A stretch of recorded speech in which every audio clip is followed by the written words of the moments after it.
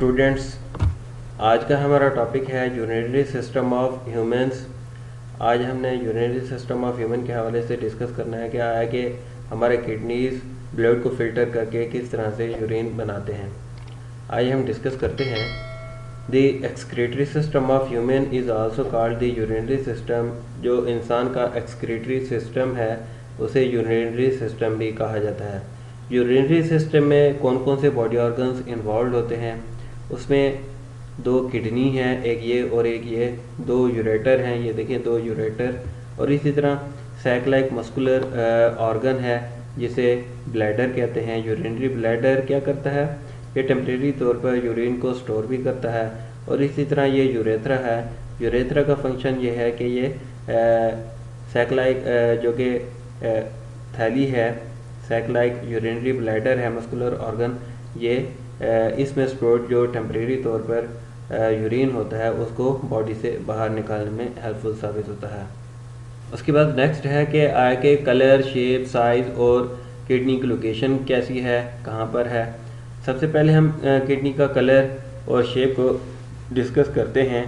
Kidney का colour किस तरह का होता है? डार्क रेड होता है। और उसकी शेप किस तरह से होती है? बीन शेप्ड होती है। बीन शेप किसे कहते हैं? जैसे रवा की फली हो गई या लोबिया का बीज हो गया, उस तरह से स्ट्रक्चर होता है उसका। फिर उसके बाद हम size and weight of the kidney की तरफ आते हैं।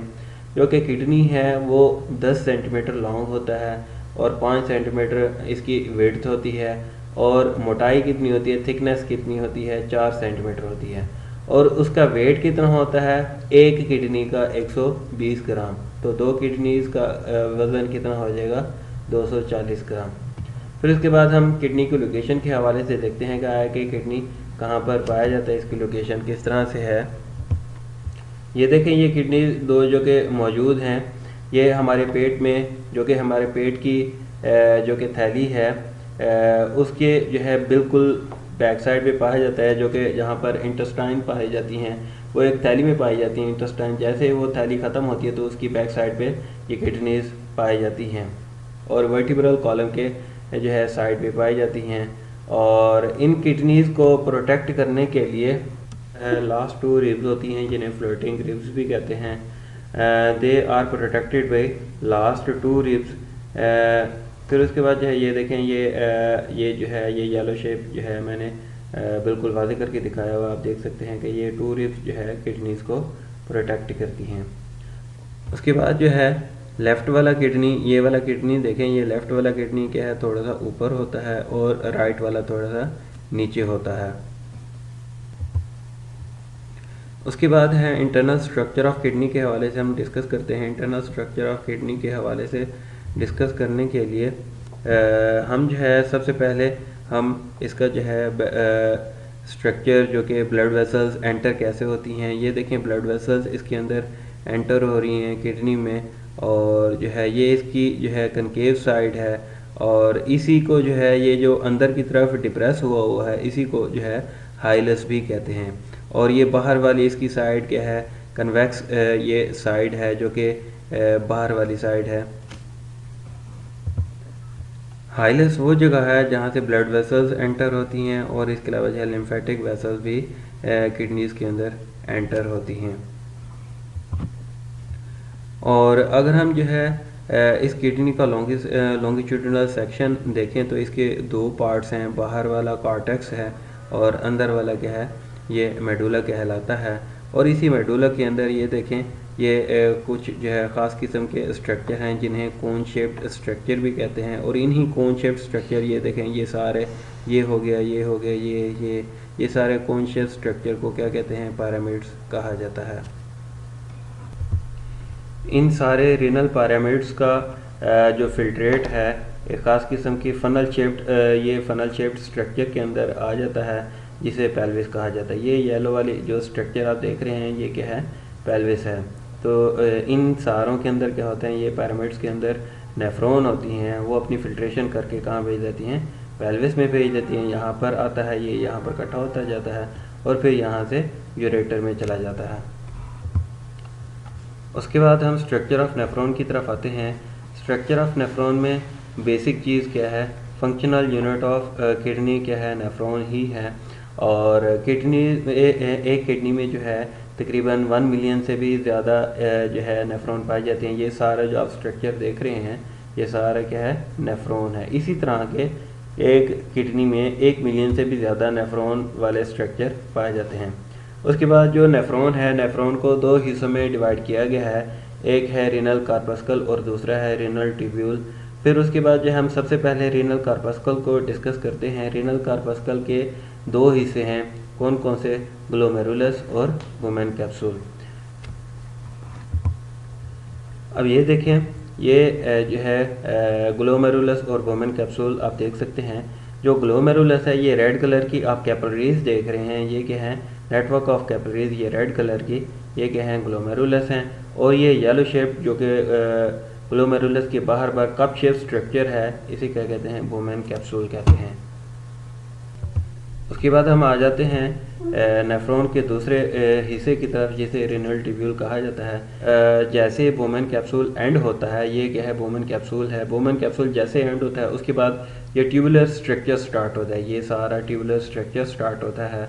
इस ट्यूबुलर स्ट्रक्चर को जो है रीनल ट्यूब्यूल कहा जाता है। रीनल कहा जाता है गुर्दे को, और गुर्दे के अंदर जो नेफ्रॉन हैं उनके अंदर जो ट्यूब्यूल्स हैं, ट्यूब्स पाई जाती हैं, उनको क्या कहा जाता है, रीनल ट्यूब्यूल कहा जाता है। फिर इनके जो है स्पेसिफिक स्ट्रक्चर हैं, ये फर्स्ट जो है बल्क आई हुई नाली, और ये सेकंड बल्क आई हुई नाली। जो बल्क आई हुई नाली होती है जो कि कॉइल्ड होती है, मतलब मुड़ी हुई होती है, उसे कहा जाता है कॉन्वोल्यूटेड। जो भी मुड़ी हुई नाली होगी उसे क्या कहेंगे साइंसी ज़बान में, कॉन्वोल्यूटेड कहेंगे। तो ये जो पहली, जैसे वुमेन कैप्सूल एंड होता है, जैसे वुमेन कैप्सूल जो है ख़त्म होता है, उसके बाद जो है ये पहली बल्क आई हुई नाली को पर ऑक्सीमल कॉन्वोल्यूटेड ट्यूब्यूल कहते हैं। और फिर उसके बाद जो है ये U shape loop of Henle आ जाता है। लूप ऑफ हैनले में जो है फिर 2 चीज़ें हैं, डिसेंडिंग लिम्ब है और फिर असेंडिंग लिम्ब है। इसके बारे में हम आगे चलकर डिस्कस करेंगे कि असेंडिंग लिम्ब का फंक्शन क्या है और डिसेंडिंग लिम्ब का फंक्शन क्या है। फिर इसके बाद जो है लूप ऑफ हैनले के बाद दूसरी बल्क आई नाली आ जाती है, ट्यूब आ जाती है, जिसे हम डिस्टल कॉन्वोल्यूटेड ट्यूब्यूल कहते हैं। और फिर उसके बाद जो है ये सारा फिल्ट्रेट इनमें से आगे कहाँ पर चला जाता है, ये कलेक्टिंग डक्ट में आ जाता है। उसके बाद है function of kidney. Function of kidney के हवाले से हम डिस्कस करते हैं। मैंने पहले भी बताया आपको कि जो किडनी है उनका मेन फंक्शन क्या है, यूरिन फार्मेशन है। यूरिन फार्मेशन के हवाले से यूरिन कैसे बनता है, इसको 3 मेजर स्टेप्स में डिवाइड किया गया है। आइए हम सबसे पहला जो स्टेप है इसका वो देखते हैं। पहला स्टेप है इसका प्रेशर फिल्ट्रेशन। प्रेशर फिल्ट्रेशन में क्या होता है कि जैसे ही ब्लड आर्टरीज ब्लड आर्टरीज जो है किडनीज़ के अंदर एंटर होती हैं, तो वो मज़ीद डिवाइड होती हैं और डिवाइड होकर आर्टरियोल्स में कन्वर्ट हो जाती हैं। आर्टरियोल्स में से जो है वो आगे चलकर जो है कैपिलरीज बना देती हैं, और कैपिलरीज जैसे ही वो बनती हैं तो उन्हें जो है ये वुमेन कैप्सूल के अंदर जैसे ही वो आती हैं तो वो ग्लोमेरुलर जो है ग्लोमेरुलस कहलाती हैं। अब ग्लोमेरुलस के हवाले से ये देखें, ये रेड जो है ये जाल बना हुआ जो कि कैपिलरीज हैं, नेटवर्क ऑफ कैपिलरीज हैं। इस ब्लड के अंदर जो है वाटर, साल्ट, ग्लूकोज और यूरिया मौजूद होता है। ब्लड यहाँ से ये जो पहले जो आर्टरियोल है जो कि ब्लड को ग्लोमेरुलर के अंदर लेकर आती है, उसे कहा जाता है एफरेंट आर्टरियोल। और जैसे ही ब्लड इस एफरेंट जो है आर्टरियोल के बाद जैसे ग्लोमेरुलस से बाहर निकलता है तो इसे कहा जाता है इफरेंट आर्टरियोल। जो एफरेंट आर्टरियोल है वो ए से और इफरेंट आर्टरियोल ई से स्टार्ट होता है। तो जैसे ही ब्लड ग्लोमेरुलस में आता है उसके बाद ब्लड जो है तो आगे चला जाता है, इफरेंट आर्टरियोल से जो है दोबारा बॉडी में चला जाता है। लेकिन इसमें से कुछ चीज़ें फ़िल्टर हो जाती हैं।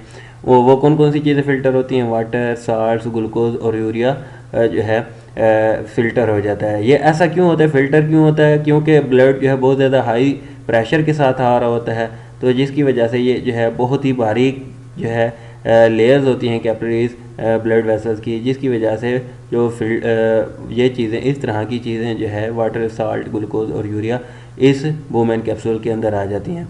जैसे ही ब्लड से निकलकर वाटर, यूरिया, ग्लूकोज और साल्ट वुमेन कैप्सूल के अंदर आती हैं तो फिर जो है उसे हम एक और नाम दे देते हैं, उसे कहते हैं glomerular filtrate. Function of kidney में दूसरा जो है यूरिन फार्मेशन का स्टेप है वो है सिलेक्टिव रीअब्जॉर्प्शन। सिलेक्टिव रीअब्जॉर्प्शन में क्या होता है कि अभी मैंने जो बताया है, जो कि ग्लोमेरुलर फिल्ट्रेट ग्लोमेरुलस से निकलकर बोमेन कैप्सूल के अंदर आ जाता है, और बोमेन कैप्सूल में आने के बाद जो है पहला पार्ट जो कि पैरोक्सिमल कन्वोल्यूटेड ट्यूब्यूल है, उसमें जो है काफ़ी सारी जो है जो कि रीअब्जॉर्प्शन, ये आपने जहन में रखना है कि जितना भी ग्लोमेरुलर फिल्ट्रेट नेफ्रॉन के अंदर आता है वो तकरीबन 99% जो है वो दोबारा ब्लड में चला जाता है। ऐसा क्यों होता है? क्योंकि बॉडी के अंदर वाटर की साल्ट की और ग्लूकोज वगैरह की मिकदार को मेंटेन रखना होता है, इस वजह से वो दोबारा ब्लड के अंदर चला जाता है। अगर वो एब्जॉर्ब ना हो ब्लड में, अगर दोबारा एब्जॉर्ब ना हो तो क्या होगा, उसके अगर नहीं होगा तो बॉडी से जितना भी पानी होगा और जितनी भी ग्लूकोज होगी और इसके अलावा जितना भी साल्ट होगा वो सारा का सारा एकदम से बॉडी से निकल जाएगा और यूरिन की शक्ल में बहुत ज़्यादा बॉडी से निकल जाएगा, जिसकी वजह से ज़िंदा रहना बहुत ज़्यादा मुश्किल हो जाएगा। इस वजह से दोबारा रीअब्जॉर्प्शन हो जाती है।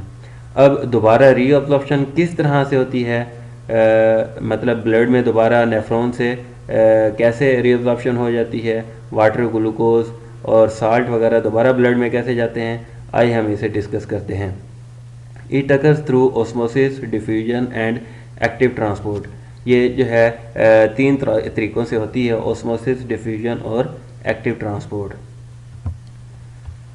सम water and most of glucose is reabsorbed from the proximal convoluted tubule. कुछ जो वाटर है और इसके अलावा जो है कुछ ग्लूकोज है वो दोबारा रीअब्सॉर्ब हो जाता है जो है इसी पैरोक्सिमल कन्वोल्यूटेड जो है ट्यूब्यूल से, पैरोक्सिमल पार्ट से। ये देखें, ये जो है एरो शो करवा रहा है, ये दोबारा जो है ब्लड के अंदर जा रहा है। ये देखें, ये ब्लू कलर के छोटे छोटे एरो शो हो रहे हैं, ये क्या चीज़ शो करवा रहे हैं कि दोबारा इस हिस्से से वाटर और ग्लूकोज दोबारा ब्लड के अंदर जा रहा है। फिर उसके बाद है salts are reabsorbed by active transport and then water follows by osmosis. और साल्ट जो है एक्टिव ट्रांसपोर्ट के ज़रिए जो है ब्लड के अंदर जाता है और इसके अलावा जो है वाटर जो है ऑस्मोसिस के ज़रिए मज़ीद जो है चला जाता है। पहले जो है यहाँ पर देखें, यहाँ पर जो है पहले एब्जॉर्ब हुआ है, उसी दौरान जो है ये थोड़ा सा आगे चलकर जो है ये यहाँ से जो है जैसे यहाँ पर आता है तो फिर दोबारा जो है वाटर और साल्ट की जो है ऑस्मोसिस के ज़रिए रीअब्जॉर्प्शन हो जाती है। फिर उसके बाद है, मैंने आपको बताया था कि आगे चलकर हम असेंडिंग और डिसेंडिंग लूप के हवाले से डिस्कस करते हैं। ये देखिए, अब हम इसके हवाले से डिस्कस करने लगे हैं। The descending loop of Henle allows the reabsorption of water. तो डिसेंडिंग लूप ऑफ हैनले जो है ये वाला जो है, जैसे ही ग्लोमेरुलर जो है फिल्ट्रेट जो है एब्जॉर्ब होने के बाद जो है ये पहली जो लूप ऑफ हैनले की जो है नीचे की तरफ आ रही है, इसे कहते हैं डिसेंडिंग, डिक्रीज हो रही है, नीचे की तरफ जा रही है। मतलब डिसेंडिंग किस साइड से होगा और असेंडिंग किस साइड से होगा, ये आपको ध्यान में रखना है। जिस साइड से ग्लोमेरुलर और बोमेन कैप्सूल होगा उस साइड से जो है क्या चीज़ होगी, डिसेंडिंग लूप ऑफ हैनले होगा। ये डिसेंडिंग लूप ऑफ हैनले में से जो है क्या किस चीज़ की रीअब्जॉर्प्शन होती है, इस साइड से जो है वाटर की रीअब्जॉर्प्शन होती है। और ascending loop of Henle allows the reabsorption of salts. और दूसरी जो है जो कि कलेक्टिंग डक्ट वाली साइड पे है या डिस्टल कन्वोल्यूटेड ट्यूब्यूल वाली साइड पे है, वो क्या है, डिसेंडिंग लूप ऑफ हैनले है। और असेंडिंग लूप ऑफ हैनले जो है साल्ट्स की रीअब्जॉर्प्शन करवाता है। ये देखें, ये यहाँ पर भी जो है ब्लू कलर के जो है ये एरो शो हो रहे हैं छोटे छोटे, ये क्या चीज़ शो करवा रहे हैं, ये यहाँ से देखें, ये दोबारा जो है रीअब्जॉर्प्शन हो रही है, रीअब्जॉर्प्शन ऑफ साल्ट हो रही है, ये आप देख सकते हैं, ये यहाँ पर उसने शो करवाया हुआ है। फिर उसके बाद जो है नेक्स्ट जो है the distal convoluted tubule again allows the reabsorption of water into the blood. और डिस्टल कन्वोल्यूटेड ट्यूब्यूल पर भी जो है वाली जगह पर भी ये देखें, डिस्टल कन्वोल्यूटेड ट्यूब्यूल वाली जगह पर भी वाटर की दोबारा रीअब्जॉर्प्शन हो जाती है। वाटर की रीअब्जॉर्प्शन कहाँ कहाँ पर हो रही है, एक दफ़ा फिर देख लेते हैं। एक तो पैरोक्सिमल वाली जगह पर, पैरोक्सिमल कन्वोल्यूटेड ट्यूब्यूल वाली जगह पर वाटर की रीअब्जॉर्प्शन हो रही है, डिसेंडिंग वाली जगह पर वाटर की रीअब्जॉर्प्शन हो रही है, और जो है डिस्टल कन्वोल्यूटेड ट्यूब्यूल वाली जगह पर जो है ये रीअब्जॉर्प्शन हो रही है। ये वाला जो है लूप ऑफ एनलेज जैसे ही एंड होता है और कलेक्टिंग ट्यूब्यूल जैसे ही स्टार्ट होने वाली होती है, उससे पहले जो बल्क हुई नाली है उसे क्या कहते हैं, डिस्टल कन्वोल्यूटेड ट्यूब्यूल कहा जाता है। उसके बाद यूरिन फार्मेशन के हवाले से तीसरा स्टेप है वो है ट्यूबुलर सेक्रीशन। ट्यूबुलर सेक्रीशन में क्या होता है कि जो कि यूरिन होता है वो उसमें कौन कौन सी चीज़ें होती हैं और जो है कैसे जो है ये कलेक्टिंग डक्ट से जो है आगे जाता है, इसको हम डिस्कस करते हैं। Different ions creatinine urea are secreted from blood into the filtrate in renal tubule.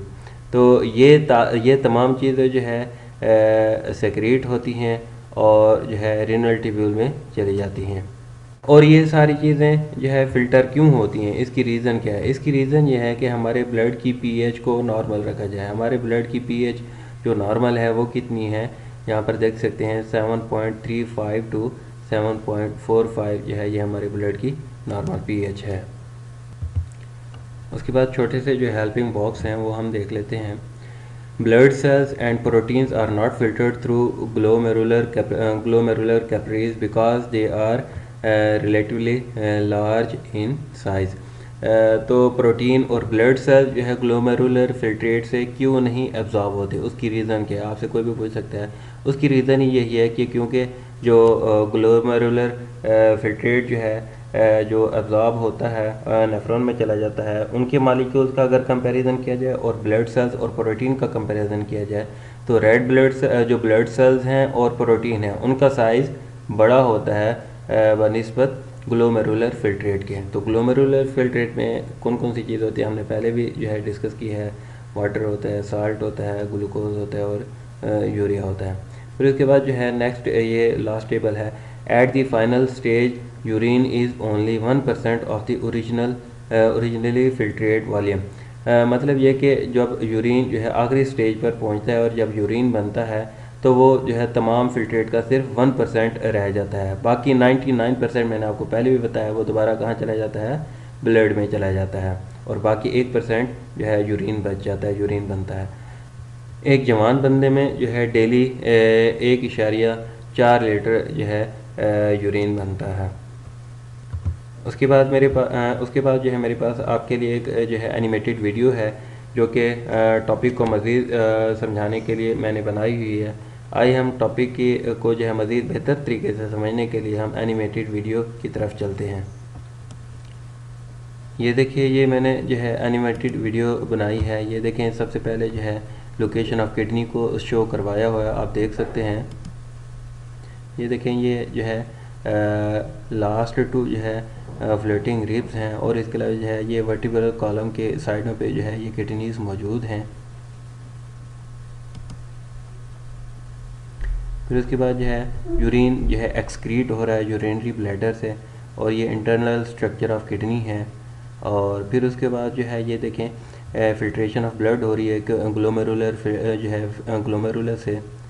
फिर उसके बाद जो है ये नेफ्रॉन है, नेफ्रॉन से जो है रीअब्जॉर्प्शन कैसे होती है और जो है कलेक्टिंग डक्ट में कैसे जाता है। आज का हमारा topic urinary system of human जो है कंप्लीट हुआ। मैं उम्मीद करता हूँ आप लोगों को मेरा डिस्कस किया हुआ टॉपिक बहुत पसंद आएगा। दोबारा नए टॉपिक के साथ मिलेंगे। अब तक के लिए इतना ही। Thank you so much. अल्लाह हाफिज़।